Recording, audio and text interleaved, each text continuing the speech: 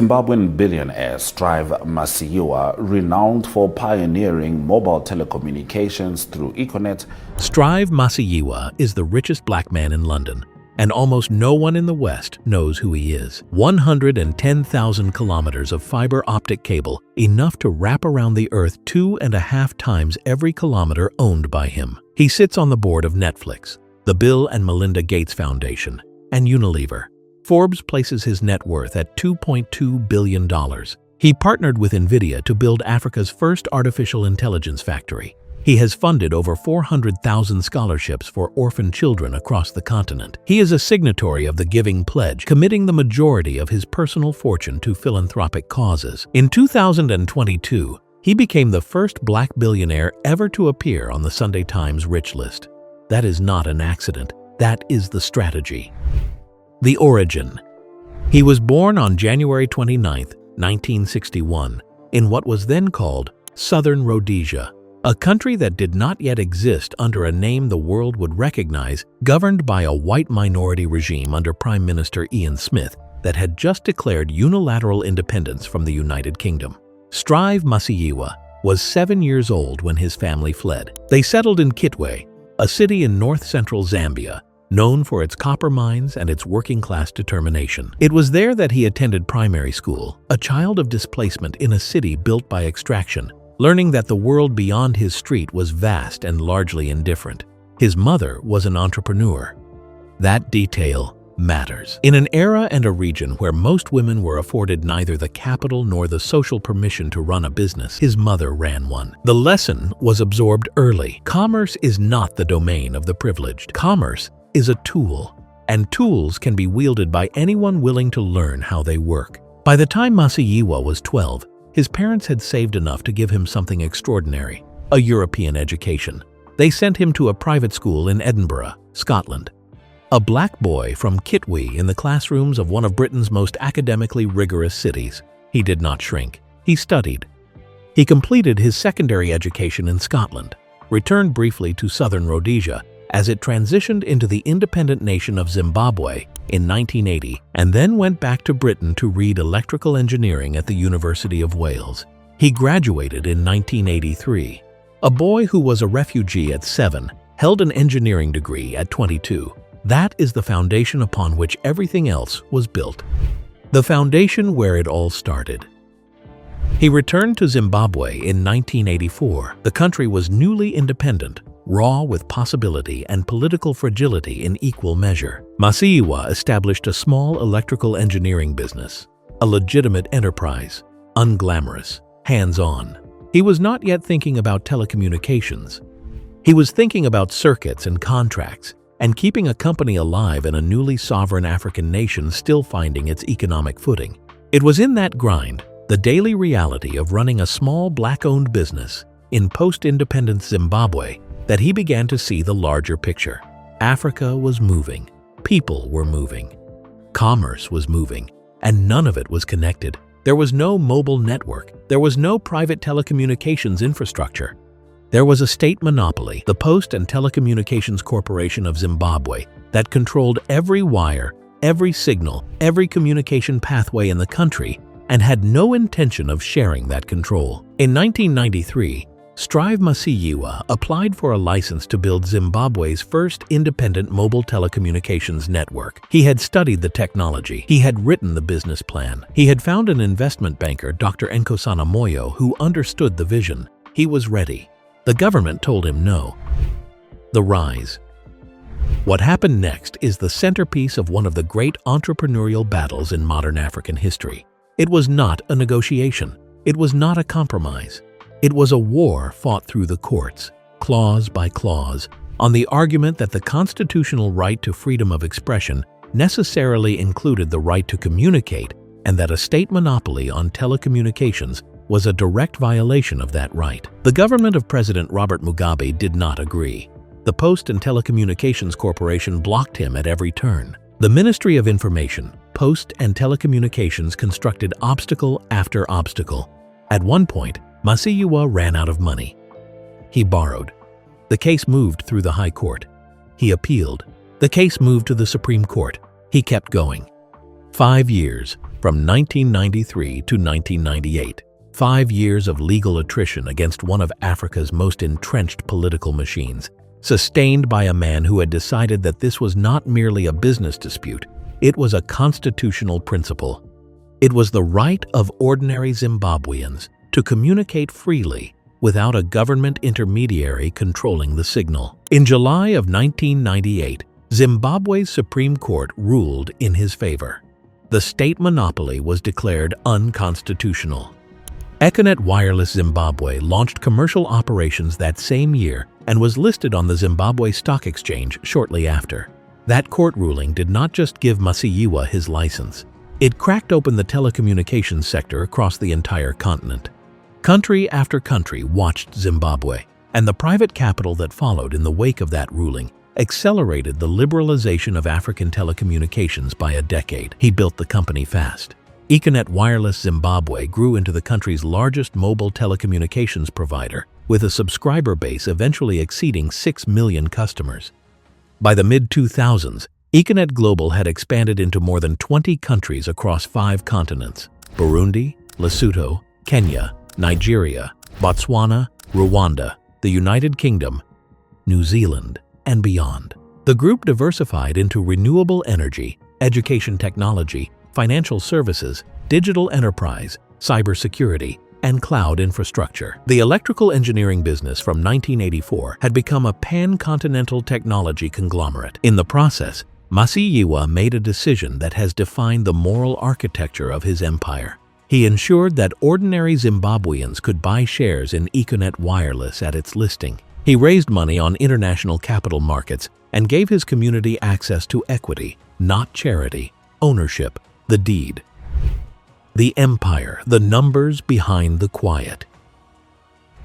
To understand the scale of what Strive Masiyiwa has built, you have to understand the geography of his holdings. Not the flashy parts, there are none. The infrastructure parts. The parts that move everything else. Begin with Liquid Intelligent Technologies, formerly Liquid Telecom Group, the London-based company that is the physical backbone of his empire.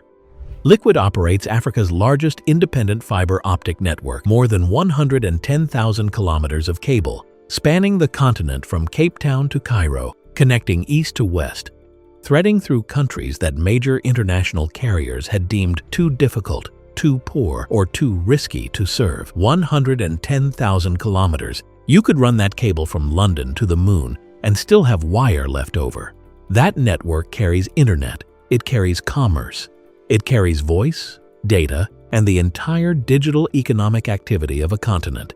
And it belongs to one man. Cassava Technologies is the parent company under which Masiyiwa has consolidated the future of his empire. Its portfolio includes Liquid Intelligent Technologies, Africa Data Centers, Liquid C2 for cybersecurity and cloud services, Cassava.ai for artificial intelligence services, and Sasai FinTech for mobile financial services. The investor base reads like a who's who of global institutional capital: British International Investment, FinFund, the Fund for Export Development in Africa, Gateway Capital, Google, the International Finance Corporation, South Africa's Public Investment Corporation, Royal Bafokeng Holdings, and since October of 2025, NVIDIA, the world's dominant artificial intelligence hardware manufacturer. In March of 2025, Cassava announced it would build Africa's first AI factory, powered by NVIDIA supercomputers using GPU-based accelerated computing to train and deploy artificial intelligence models across the continent, keeping African data within African borders. The initial deployment was in South Africa, with expansion planned across Nigeria, Kenya, Egypt, and Morocco. In September of 2025, Cassava announced plans for 5 AI factories across the continent, a project valued at an estimated $720 million. In November of 2025, Cassava and Google announced a partnership to launch Gemini across Africa using Cassava's infrastructure. That same month, Cassava launched CAMEX, the Cassava AI Multi-Model Exchange, a platform giving African developers access to OpenAI, Anthropic, and Google systems through localized infrastructure. In April of 2026, Cassava launched its autonomous network platform, powered by NVIDIA, reducing operational bottlenecks in African telecommunications networks by an estimated 75%. This is vertical integration in its most complete form. He owns the cable in the ground. He owns the data centers the cable connects to. He owns the cloud services running in the data centers.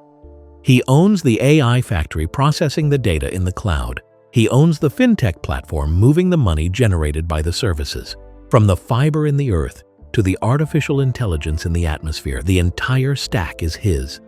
Masiyiwa owns approximately 38% of publicly traded Econet Wireless Zimbabwe and approximately 33% of TN Cybertech Investments Holdings, formerly EcoCash Holdings, the mobile money platform that is the second largest of its kind on the African continent, serving in excess of 6 million users.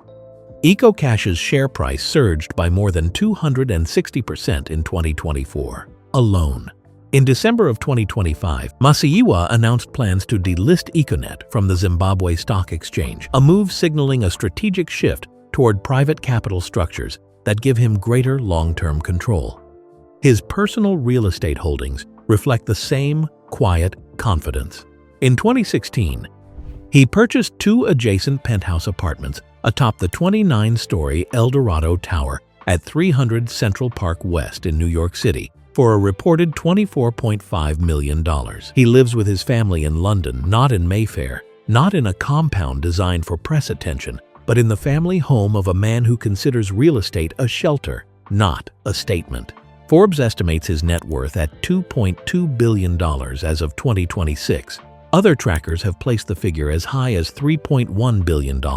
The range reflects the complexity of valuing a portfolio this structurally layered: cables, data centers, spectrum, equity stakes, AI infrastructure, mobile money, and private holdings across more than 20 countries. Whatever the precise number is, the empire it represents is not built on celebrity. It is not built on endorsements or entertainment. It is built on the same thing he argued for in a Zimbabwean courtroom for 5 years: the right to control the infrastructure of communication. He won that argument in court. Then he went and built the infrastructure. The legacy play. The most important number in Strive Masiyiwa's story is not 2.2 billion. It is 400,000. That is the number of scholarships that Masiyiwa and his wife Tsitsi have funded through 2 philanthropic organizations: the Higher Life Foundation, founded in 1996, and Delta Philanthropies, founded in 2017 for orphaned children, vulnerable youth, and academically gifted students across Africa, from early childhood education through to doctoral studies. They did not begin this work as a public relations exercise. They began it in the middle of Zimbabwe's catastrophic HIV and AIDS epidemic, when children of Econet employees were being orphaned at a rate that left entire families without anchors. Tsitsi Masiyiwa started giving scholarships to those children. From that origin, the program grew into a continent-spanning educational infrastructure.